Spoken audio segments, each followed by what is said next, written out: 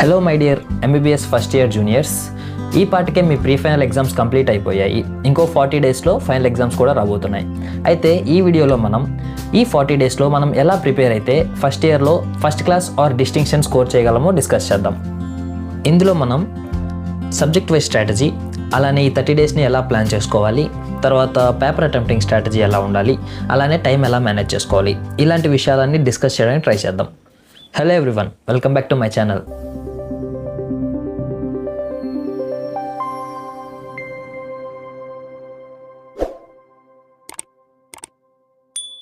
This is Naveen, మెడికాట్ Kurnool medical college.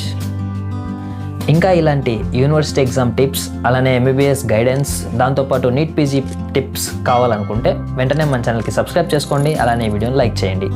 Let's get in to the video. First preparation strategy విషయానికి వస్తే, preparation స్ట్రాటజీలో main thing exam pattern తెలుసుకోవడం. ఎందుకంటే ఎగ్జామ్ ప్యాటర్న్ తెలుసుకుంటే మనకు ఎగ్జామ్ని ఎలా అటెంప్ట్ చేయాలి, అటెంప్ట్ చేసిన ద్వారా ఎక్కువ మార్క్స్ ఎలా స్కోర్ చేయాలో తెలుస్తుంది. So first coming to first year, మన ఎగ్జామ్ ప్యాటర్న్ వచ్చేసి 3 సబ్జెక్ట్స్ ఉంటాయి. 3 సబ్జెక్ట్స్, ఒక్కొక్క సబ్జెక్ట్కి 2 పేపర్స్ ఉంటాయి థియరీ ఎగ్జామ్.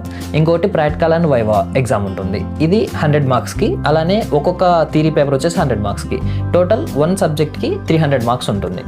తర్వాత 3 సబ్జెక్ట్స్ కలిపి టోటల్గా 900 మార్క్స్. సో ఫస్ట్ మీరు డిస్టింక్షన్ స్కోర్ చేయాలనుకుంటే గ్రేటర్ దాన్ 75% మార్క్స్ స్కోర్ చేయాల్సి ఉంటుంది. సో గ్రేటర్ దాన్ 75% మార్క్స్ అంటే 675 మార్క్స్ 900కి. అలానే మీకు ఫస్ట్ క్లాస్ రావాలనుకుంటే గ్రేటర్ దాన్ 60% మార్క్స్ స్కోర్ చేయాల్సి ఉంటుంది. గ్రేటర్ దాన్ 60% మార్క్స్ అంటే 585 మార్క్స్ మినిమం. సో మీరు ఇలా ఈ స్కోర్ చేయాలనుకుంటే ఫస్ట్ మీకు ఎగ్జామ్ ప్యాటర్న్ తెలియాలి. ఇంతకుముందు ఎగ్జామ్ ప్యాటర్న్ ఎలా ఉండేదంటే లాంగ్ ఆన్సర్ క్వశ్చన్స్ 2 ఉండేటివి, తర్వాత షార్ట్ ఆన్సర్ క్వశ్చన్స్ 10 ఉండేటివి. So totally 2 into 15 30 plus 5 into 10 50 80 marks plus 20 marks MCQs ఉండేటివి. ఇప్పుడు ప్యాటర్న్ చేంజ్ అయింది. సో ఇప్పుడు వచ్చిన ప్యాటర్న్ ప్రకారం ఒక లాంగ్ ఆన్సర్ క్వశ్చన్ ఉంటుంది, అది 10 మార్క్స్కి. తర్వాత షార్ట్ ఆన్సర్ క్వశ్చన్స్ 11 ఉంటాయి, ఒక్కొక్కటి 5 మార్క్స్, సో 55 మార్క్స్. తర్వాత రీజనింగ్ క్వశ్చన్స్ 5 ఉంటాయి, ఒక్కొక్క దానికి 3 మార్క్స్, సో 15 మార్క్స్. ఇవన్నీ కలిపితే మనకి 80 మార్క్స్ అవుతుంది. తర్వాత 20 మార్క్స్కి ఎంసీక్యూస్ ఉంటాయి. సో ఇప్పుడు మనం ప్యాటర్న్ ఎలా ఉంటుందో చూసాము. అయితే ఇప్పుడు మన టార్గెట్ స్కోర్ ఎంత ఉండాలో చూద్దాం. మెయిన్గా ప్రతి ప్రాక్టికల్లో 3 సబ్జెక్ట్స్ ప్రాక్టికల్స్లో ఒక్కొక్కటి 100 మార్క్స్ ఉంటుంది. మీరు అట్లీస్ట్ 80 మార్క్స్ స్కోర్ చేయగలిగితే థియరీలో ఒక్కొక్క పేపర్లో 75 మార్క్స్ స్కోర్ చేయాల్సిన అవసరం ఉంటుంది. సో 75 మార్క్స్ని ఎలా స్కోర్ చేయాలి అంటే ఎంసీక్యూస్లో మీరు 20 మార్క్స్కి 15 మార్క్స్ ఈజీగా స్కోర్ చేసుకోవచ్చు. సో ఎంసీక్యూస్కి బాగా ప్రిపేర్ అవ్వండి. తర్వాత ఇంకా థియరీ విషయానికి వస్తే ఎస్ఏ క్వశ్చన్ 10 మార్క్స్ కాబట్టి మీరు మినిమం టు మినిమం రాసినా కానీ మీకు 6 మార్క్స్ వచ్చే ఛాన్స్ ఉంటుంది. తర్వాత మీరు షార్ట్ ఆన్సర్స్లో ఒక్కొక్క క్వశ్చన్కి యావరేజ్గా 4 మార్క్స్ వేసుకున్నా 5 మార్క్స్కి 44 మార్క్స్ వస్తాయి. ఇక్కడ 50 మార్క్స్ స్కోర్ చేసుకున్నాం. తర్వాత ఇంకో 10 మార్క్స్ కావాలి మనకి 75% రావాలంటే. ఈ 10 మార్క్స్ రీజనింగ్ క్వశ్చన్స్లో మనం స్కోర్ చేసుకునేలాగా ప్లాన్ చేసుకొని చదవాలి. సో ఇప్పుడు మనం పేపర్ ప్యాటర్న్, అలానే మన టార్గెట్ స్కోర్ ఎలా సెట్ చేసుకోవాలో చూసాం. సో ఇప్పుడు మనం వచ్చేసి మనకున్న టైం, అది 30 డేస్ని ఎలా డివైడ్ చేసుకోవాలో చూద్దాం. ఈ 30 డేస్లో మీరు చాలామంది ఒకటే సబ్జెక్ట్ మీద ఫోకస్ చేసే వాళ్ళు ఉంటారు, కొంతమంది ఒకటే సబ్జెక్ట్ మీద ఫోకస్ చేయలేక సబ్జెక్ట్స్ మార్చుకుంటూ ఉండే వాళ్ళు కూడా ఉంటారు. సో మీరు ఒకటే సబ్జెక్ట్ మీద ఫోకస్ చేయగలిగే వాళ్ళైతే సో ఈ 30 డేస్లో ఒక 12 డేస్ అనాటమీకి, 10 డేస్ ఫిజియాలజీకి, 8 డేస్ బయోకెమిస్ట్రీకి డివైడ్ చేసుకోండి.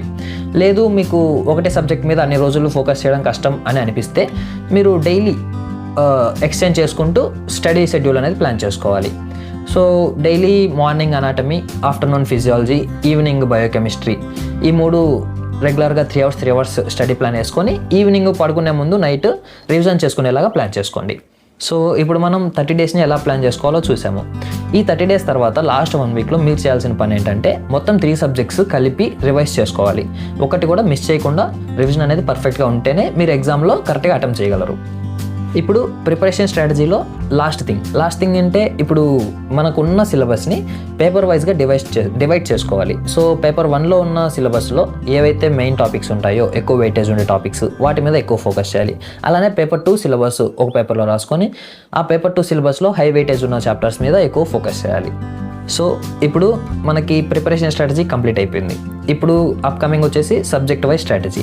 ఈ సబ్జెక్ట్ వైజ్ స్ట్రాటజీలో అనాటమీ, ఫిజియాలజీ, బయోకెమిస్ట్రీ ఏ టాపిక్స్ మీద ఎక్కువ ఫోకస్ చేయాలి, అలానే ప్రిపరేషన్ టైంలో ఎలాంటి మిస్టేక్స్ చేయకుండా చూసుకుంటే మనకు డిస్టింక్షన్ వస్తుందో చూద్దాం. So coming to the syllabus division of anatomy, paper 1కి వచ్చేసి జనరల్ అనాటమీ, అప్పర్ లింబ్, థోరాక్స్, అలానే ఎంబ్రియాలజీ, హిస్టాలజీ. అండ్ ఆస్ట్రియాలజీ ఇవి ఉంటాయి. సో వీటిల్లో మనం హై ఈల్డ్ టాపిక్స్ ఏంటో ఐడెంటిఫై చేసి వాటి మీద ఎక్కువ ఫోకస్ చేయాల్సిన అవసరం ఉంటుంది. అలానే పేపర్ 2 విషయానికి వస్తే ఇంకా లోయర్ లింబు, అబ్డామెన్, అలానే head and neck and neuro anatomy ఇవి మనకి పేపర్ 2 కింద ఉంటాయి. సో పేపర్ 2 పేపర్ 1తో పోలిస్తే కొంచెం కష్టంగా ఉంటుంది, కానీ కాబట్టి మీరు ప్రిపేర్ అయ్యే టైంలో పేపర్ 2 మీద ఎక్కువ టైం ఇన్వెస్ట్ చేసేలాగా ప్లాన్ చేసుకోండి. మీరు పేపర్ 1 అండ్ పేపర్ 2 సిలబస్లో హై ఈల్డ్ టాపిక్స్ ఏంటో తెలుసుకోవాలనుకుంటే వెంటనే మన టెలిగ్రామ్ ఛానల్లో జాయిన్ అవ్వండి. టెలిగ్రామ్ ఛానల్ లింక్ మన డిస్క్రిప్షన్లో ఉంది. సో మనం first high yield topics cover చేసుకొని తర్వాత రిమైనింగ్ టాపిక్స్ కూడా కవర్ చేసుకోవాలి. ఎందుకంటే కొన్నిసార్లు ఎగ్జామ్ సెటర్స్ రాడ్ పేపర్స్ ఇవ్వడానికి ట్రై చేస్తారు. ఈ రాడ్ పేపర్స్లో మనకి ఈ హై ఈల్డ్ టాపిక్స్ కాకుండా వేరే టాపిక్స్ ఏవైతే ఉంటాయో వాటి నుంచి ఇస్తారు. సో మనం ఓన్లీ హై ఈల్డ్ టాపిక్సే కాకుండా రిమైనింగ్ టాపిక్స్ కూడా చదవాల్సిన అవసరం అయితే ఉంటుంది. చాలామంది అనాటమీ విషయానికి వచ్చేసరికి జనరల్ అనాటమీ, ఎంబ్రియాలజీ, అలానే హిస్టాలజీ ఈ మూడింటిని ఇగ్నోర్ చేస్తూ ఉంటారు. అయితే ఇక్కడ మీకు తెలియని విషయం ఏంటంటే ఖచ్చితంగా ఈ మూడింటి నుంచి 3 to 4 or 4 to 5 short answer questions వచ్చే ఛాన్స్ ఉంటుంది. సో ఇవి 3 చాలా ఇంపార్టెంట్. మీరు ఇగ్నోర్ చేయకుండా, వీటికి ఎక్కువ టైం కూడా పట్టదు. మీరు గట్టిగా కూర్చుంటే 1 డేలో 3 కవర్ చేసేయచ్చు. సో మీరు ఇగ్నోర్ చేయకుండా ఖచ్చితంగా ఈ 3 కవర్ చేసుకునేలాగా ప్లాన్ చేసుకోండి. అనాటమీ విషయానికి వస్తే మనం ప్రతి ఒక్క ఆర్గాన్కి blood supply, nerve supply, lymphatics, అలానే అప్లైడ్ అనాటమీ ఇవి ఖచ్చితంగా నేర్చుకోవాలి. కానీ ఎగ్జామ్లో రాసేటప్పుడు మనం ఎలా రాయాలి అంటే ఫస్ట్ వాళ్ళు క్వశ్చన్లో అడిగింది ఏంటో బాగా చదవాలి. దాన్ని బట్టి మనం ఆన్సర్ రాయాలి. మనకు వచ్చు కదా అని చెప్పేసి మొత్తం రాస్తూ కూర్చుంటే మనకే టైం వేస్ట్ అవుతుంది, టైం మిగలదు, టైం మేనేజ్మెంట్ ఫ్లాప్ అవుతుంది. సో ఫస్ట్ వాళ్ళు క్వశ్చన్లో ఏం అడిగారు, స్ట్రక్చర్ ఆఫ్ ది క్వశ్చన్ చూసి వాటికి మాత్రమే ఆన్సర్లు చేయండి. ఎందుకంటే వాళ్ళు అడిగిన స్ట్రక్చర్ ప్రకారమే మార్కింగ్ స్కీమ్ ఉంటుంది. తర్వాత మీరు కొన్ని క్వశ్చన్స్లో మనమైతే టెక్స్ట్ బుక్ చదివేటప్పుడు blood supply, nerve supply, lymphatics, అలానే అప్లైడ్ ఆస్పెక్ట్స్ ఇవన్నీ చదువుతాము. దాంతోపాటు ఇంట్రడక్షన్ కూడా చదువుతాము. మీరు ఫస్ట్ నుంచి స్టార్టింగ్ నుంచి రాస్తామని చెప్పేసి ఇంట్రడక్షన్ రాసి, స్ట్రక్చర్స్ రాసి, తర్వాత బ్లడ్ సప్లై రాసి, నర్వ్ సప్లై రాసి ఇవన్నీ రాస్తూ కూర్చుంటే టైం వేస్ట్ అవుతుంది. కాబట్టి మీరు ఏం చేయాలంటే వాళ్ళు క్వశ్చన్లో ఏమైతే అడుగుతారో అవి మాత్రమే రాయాలి. కొన్నిసార్లు వాళ్ళు క్వశ్చన్లో జస్ట్ ఒక ఆర్గాన్కి బ్లడ్ సప్లై అడుగుతారు, మీరు బ్లడ్ సప్లై మాత్రమే రాయాలి. తర్వాత కొన్నిటికి నర్వ్ సప్లై మాత్రమే అడుగుతారు, ఇంపార్టెంట్ అయితే లింఫాటిక్స్ మాత్రమే అడుగుతారు. కాబట్టి మీరు వాళ్ళు అడిగిన దానికి మాత్రమే రాయండి.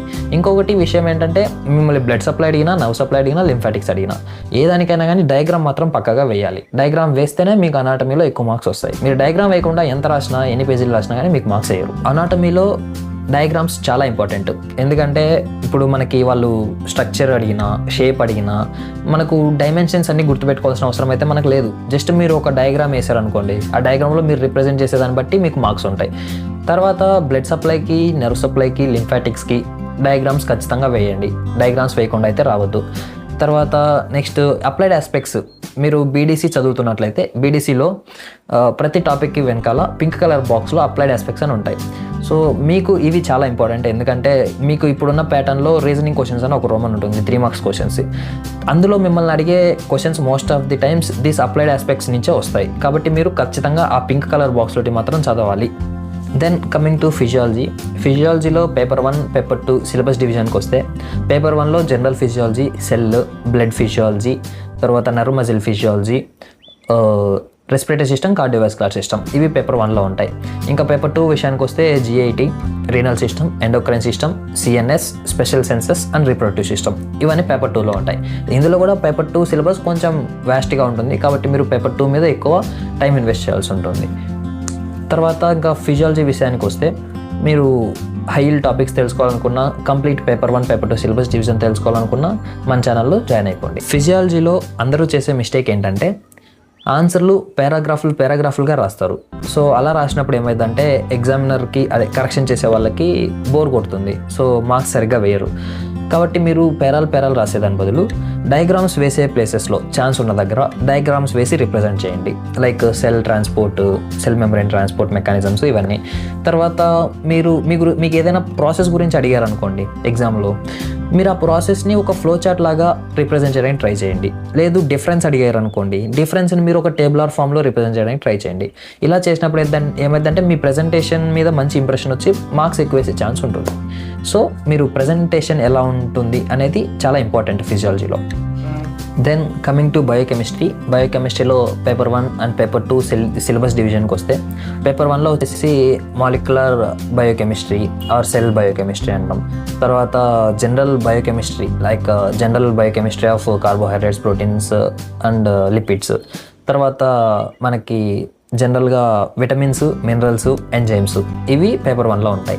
తర్వాత ఇంకా పేపర్ 2 విషయానికి వస్తే in depth metabolism of carbohydrates, metabolism of proteins, metabolism of lipids, తర్వాత న్యూక్లిక్ యాసిడ్ మెటబాలిజం అండ్ ఆ తర్వాత liver functions, kidney functions, nutrition ఇవన్నీ పేపర్ 2లో ఉంటాయి మోస్ట్లీ. సో ఇవి మీరు కంప్లీట్గా ప్రిపేర్ అయ్యడానికి ట్రై చేయండి.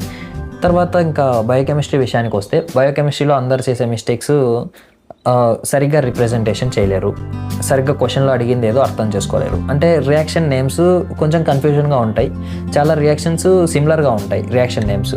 సో మనము వాళ్ళు ఒకటి అడిగితే ఇంకొకటి రాసే ఛాన్స్ ఎక్కువ ఉంది. సో మీరు ఫస్ట్ బయోకెమిస్ట్రీలో ఉండే రియాక్షన్ మెకానిజమ్స్, వాటి నేమ్స్ సరిగ్గా నేర్చుకోండి. తర్వాత ఏదైనా ఒక మెకానిజం గురించి అడిగినప్పుడు ఒక ఫ్లో చార్ట్ వేసేదానికి బాగా ప్రాక్టీస్ చేయండి. ప్రతిదీ బయోకెమిస్ట్రీలో ఫ్లో చార్ట్ రూపంలో మనం ప్రజెంట్ చేయొచ్చు. కాబట్టి మీరు ఫ్లో చార్ట్స్ని అరేంజ్ చేసుకోండి సరిగ్గా. మీరు ఫ్లో చార్ట్స్ ద్వారా రివిజన్ చేసుకోవడానికి ట్రై చేయండి, మీకు రివిజన్ చేయడానికి కూడా ఈజీ ఉంటుంది. తర్వాత ఎంజైమ్స్ ఏవైతే ఉంటాయో ప్రతి రియాక్షన్లో ఎంజైమ్స్, మెయిన్ ఎంజైమ్స్ అవి గుర్తుపెట్టుకోవడానికి ట్రై చేయండి. అన్నీ గుర్తుండకపోయినా కానీ మెయిన్వి ఇంపార్టెంట్వి గుర్తుంచుకోండి. సో ఇప్పుడు మనం ఆల్రెడీ ప్రిపరేషన్ స్ట్రాటజీ చూసాం, అలానే సబ్జెక్ట్ వైజ్ స్ట్రాటజీ చూసాం. తర్వాత మెయిన్గా చాలామంది తెలియకుండా మిస్టేక్స్ చేసేవి 2 ఉన్నాయి. ఒకటి టైం మేనేజ్మెంట్, ఇంకోటి ఆన్సర్ బుక్లెట్ యొక్క మేనేజ్మెంట్. ఇప్పుడు టైం మేనేజ్మెంట్ విషయానికి వస్తే ఫస్ట్ మనకు 3 hours ఆఫ్ టైం ఉంటుంది. మీకు ఆల్రెడీ ఎగ్జామ్ ప్యాటర్న్ తెలుసు, పేపర్ ప్యాటర్న్ ఎలా ఉంటుందని చెప్పేసి. సో మీరు టైంని కరెక్ట్గా డివైడ్ చేసుకోవాలి. తర్వాత బుక్లెట్ విషయానికి వస్తే ఇంతవరకు మనం కాలేజ్లో రాసే బుక్లెట్ డిఫరెంట్గా ఉంటుంది, యూనివర్సిటీ వాళ్ళు ఇచ్చే బుక్లెట్ డిఫరెంట్గా ఉంటుంది. యూనివర్సిటీ వాళ్ళు ఇచ్చే బుక్లెట్లో ప్రతి క్వశ్చన్కి పర్టికులర్ పేజ్ నెంబర్కి క్వశ్చన్ నెంబర్ వేసి ఒక్కొక్క క్వశ్చన్కి ఇన్ని పేజెస్ అయినా అలాట్ చేసి ఉంటారు. మీరు ఆ పేజెస్లో మాత్రమే ఆన్సర్ని లిమిటెడ్గా రాయాలి, అంతకంటే ఎక్కువ రాసేదానికి ఛాన్స్ లేదు. కాబట్టి మీరు ఎంత ప్రిపేర్ అయినా కానీ అక్కడ ఇచ్చిన పేజెస్లో మాత్రమే లిమిటెడ్గా ఆన్సర్ రాయాలి. సో మీరు ఏ ఫ్లో చార్ట్ వేసినా, ఏ ప్రాసెస్ రాసినా, ఏ డయాగ్రామ్ వేసినా వాళ్ళు ఇచ్చిన పేజెస్లో మాత్రమే కంప్లీట్ చేసుకోవాలి, ఎందుకంటే లిమిటెడ్ నెంబర్ ఆఫ్ పేజెస్ మాత్రమే ఉంటాయి.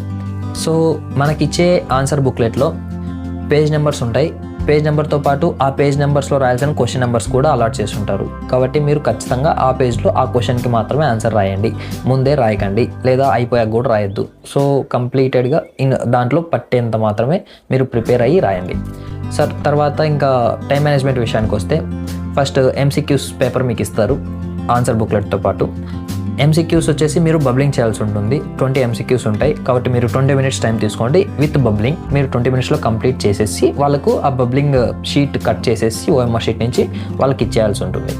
సో దాని తర్వాత ఎంసీక్యూస్ తర్వాత మీకు క్వశ్చన్ పేపర్ హ్యాండ్ ఓవర్ చేస్తారు. ఈ క్వశ్చన్ పేపర్లో మీరు ఫస్ట్ స్టార్టింగ్ ఎస్ఏ క్వశ్చన్ ఉంటుంది. కాబట్టి మీరు ఎస్ఏ క్వశ్చన్తో స్టార్ట్ చేస్తే ఎస్ఏ క్వశ్చన్ 10 marksకే కాబట్టి మీకు ఉండేది ఒక 15 minutes to 20 minutesలో ఎస్ఏ క్వశ్చన్ కంప్లీట్ చేసుకోండి. ఓకేనా? మీకు ఎందుకంటే మీరు అంతకంటే ఎక్కువ టైం ఇన్వెస్ట్ చేసినా కానీ మీకు అక్కడ ఎక్కువ మార్క్స్ వచ్చే స్కోప్ లేదు, 10 marks కంటే ఎక్కువ రావు కదా. సో మీరు 15 to 20 minutes ఎస్ఏ కంప్లీట్ చేసుకొని తర్వాత సెకండ్ రోమన్ అది short answer questions. Short answer questions 11 questions ఉంటాయి. ఒక్కొక్క క్వశ్చన్కి 8 to 10 minutes టైం అలాట్ చేసుకోండి, ఎందుకంటే వీటిలోనే మీరు మ్యాక్సిమం స్కోర్ చేయాల్సిన అవసరం ఉంది. కాబట్టి 8 to 10 minutes టైం పెట్టుకుంటే మీరు ఆల్మోస్ట్ 1.5 hour to 1 hour 50 minutesలో మీకు షార్ట్ ఆన్సర్ క్వశ్చన్స్ అయిపోతాయి. మీరు ఒకవేళ 1.5 hourకే షార్ట్ ఆన్సర్ క్వశ్చన్స్ అన్ని రాయగలిగితే తర్వాత ఒక రీజనింగ్ క్వశ్చన్స్ ఉంటాయి కాబట్టి అవి ఒక 5 questions 3 marksకి. సో 3 marksకి కాబట్టి ఒక 5 minutes to 6 minutes సరిపోతుంది టైము. 6 minutes టైం వేసుకున్నా కానీ ఒక్కొక్క క్వశ్చన్కి 30 minutesలో మీకు థర్డ్ రోమన్ కంప్లీట్ అయిపోవాలి. ఇలా చేసుకుంటే మీకు 1.5 hourలో మీరు షార్ట్ ఆన్సర్ క్వశ్చన్స్ అన్నీ కంప్లీట్ చేసి హాఫ్ అన్ అవర్లో మీరు రీజనింగ్ క్వశ్చన్స్ అన్నీ కంప్లీట్ చేసుకుంటే లాస్ట్ 20 minutes మీకు మిగులుతుంది. ఈ మిగిలిన 20 minutesలో మీరు ఏదైనా ఇంకంప్లీట్గా రాసున్న క్వశ్చన్, ఏదైనా డయాగ్రామ్స్ ఇంకంప్లీట్గా లేబులింగ్ ఉన్నా కానీ మీరు కంప్లీట్ చేసేసి కంప్లీట్ ప్రజెంటేషన్ ఇచ్చేసి ఒకసారి చెక్ చేసుకోండి. లేదు మీకు టైం ల్యాగ్ అయింది అంటే నేను చెప్పిన టైం లిమిట్ కంటే ఎక్కువ టైము ఏ క్వశ్చన్ మీద ఏ రోమన్ మీద ఇన్వెస్ట్ చేయకండి. సో ఫస్ట్ ఎస్ఏకి 20 minutes కంటే ఎక్కువ టైం ఇన్వెస్ట్ చేయొద్దు. తర్వాత సెకండ్ రోమన్ దీని మీద మీరు ఎంత టైం వీలైతే అంత టైం ఇన్వెస్ట్ చేయండి. థర్డ్ రోమన్ రీజనింగ్ ఏవైతే ఉన్నాయో వాటికి 30 minutes కంటే ఎక్కువ టైం ఇన్వెస్ట్ చేయకండి. సో మీ మిగిలిన టైం అంతా షార్ట్ ఆన్సర్స్ మీద ఫోకస్ చేసేకి టైం ఉంటుంది. ఇప్పుడు మనం టైం మేనేజ్మెంట్ చూసాము, అలానే బుక్లెట్ని ఎలా హ్యాండిల్ చేయాలో చూసాము. ఇప్పుడు వచ్చేసి మనం ఒక క్వశ్చన్ ఎలా ప్రజెంట్ చేయాలో చూద్దాం. సో ఫస్ట్ మీకు ఒక క్వశ్చన్ ఇవ్వగానే మీరు ఫస్ట్ హెడ్డింగ్స్, సబ్ హెడ్డింగ్స్ ఖచ్చితంగా పెట్టేదానికి ట్రై చేయండి. సబ్ హెడ్డింగ్స్ లాగా క్లాసిఫై చేసి రాయకపోతే ఆ ఎగ్జామినర్కి మీరు రాసిందంతా ఒక పేరా లాగానో లేకపోతే ఒక పాయింట్స్ లాగానో కనపడుతుంది. So it leaves A bad impression. కాబట్టి మీరు హెడ్డింగ్స్, సబ్ హెడ్డింగ్స్ లాగా డివైడ్ చేసుకొని ప్రజెంట్ చేయండి. మీకు ఏదైనా ఒక క్లాసిఫికేషన్ అడిగారు అనుకోండి, ఫ్లో చార్ట్ వేయండి. ఏదైనా ఒక ప్రాసెస్ అడిగాడు అనుకోండి, ఫ్లో చార్ట్ వేయండి. డిఫరెన్షియేషన్ అడిగితే టేబులర్ ఫామ్ వేయండి. అలాగే డయాగ్రామ్ వేసే స్కోప్ ఉంటే ప్రతి చోట డయాగ్రామ్ వేసి రిప్రజెంట్ చేయండి. నెక్స్ట్ ఏవైనా ఇంపార్టెంట్ వర్డ్స్ లేదా ఇంపార్టెంట్ ఎంజైమ్స్ ఇవి ఉంటాయి కదా, సో మీరు ఇవి రాసినప్పుడు అండర్లైన్ చేసి వాటిని హైలైట్ చేయండి. సో ఇలా మీకు ఎగ్జామినర్ దృష్టిలో మంచి ఇంప్రెషన్ వచ్చే ఛాన్స్ ఉంటుంది. దీని ద్వారా మార్క్స్ పెరిగే ఛాన్స్ కూడా ఉంటుంది. సో ఫైనల్గా నేను చెప్పేది ఏంటంటే, మీరు అనాటమీలో డయాగ్రామ్స్, ఫిజియాలజీలో ఫ్లో చార్ట్స్, బయోకెమిస్ట్రీలో మెటబాలిక్ పాత్వేస్ మీరు ఎంత బాగా ప్రజెంట్ చేస్తే మీకు అన్ని ఎక్కువ మార్క్స్ వస్తాయి. అలానే లాస్ట్ 1 వీక్లో మీరు ఖచ్చితంగా రివిజన్ ప్లాన్ బాగా ప్లాన్ చేసుకోండి. తర్వాత ఈ ప్రీవియస్ ఇయర్ క్వశ్చన్స్ ఏవైతే బాగా రిపీటెడ్గా వస్తున్నాయో వాటిని ఒకసారి చూసి మీరు ఆ రిపీటెడ్గా వచ్చే క్వశ్చన్స్ ఏ టాపిక్స్ నుంచి వస్తున్నాయో చూసుకొని ఆ టాపిక్స్ మీద ఎక్కువ ఫోకస్ చేయండి. సో మీరు అన్ని రకాలుగా ఫోకస్ చేయాలి, ఎందుకంటే మీకు రీజనింగ్ క్వశ్చన్స్ ఎక్కువ వస్తాయి కాబట్టి, అలానే షార్ట్ ఆన్సర్ క్వశ్చన్స్లో అప్లైడ్ ఆస్పెక్ట్స్ ఎక్కువ అడుగుతారు కాబట్టి మీరు అనలైజ్ చేసి చదవడం ఇంపార్టెంట్. ఈ వీడియో మీకు నచ్చినట్లయితే లైక్ చేయండి, అలానే మీ ఫ్రెండ్స్తో షేర్ చేయండి.